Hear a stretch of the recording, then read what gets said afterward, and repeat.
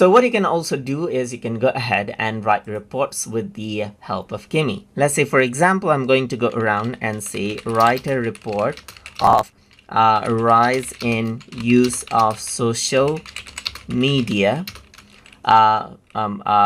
with 5 subheadings, or you can give the headings as well. So you can simply go ahead and give it this right here, and it says this is what you have. So it says rise in use of social media.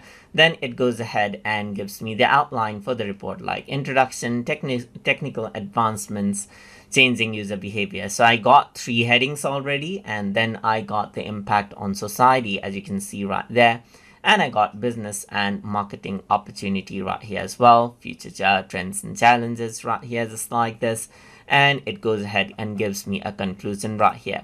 You want to make it longer, so you can simply go ahead and say, make introduction 1 page long right here, just like this.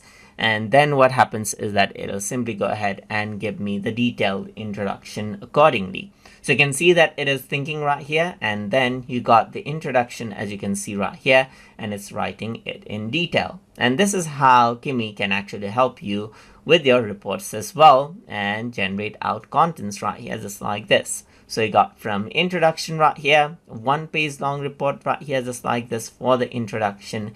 And then what happens is that it'll go ahead and give me other sections as I ask for it.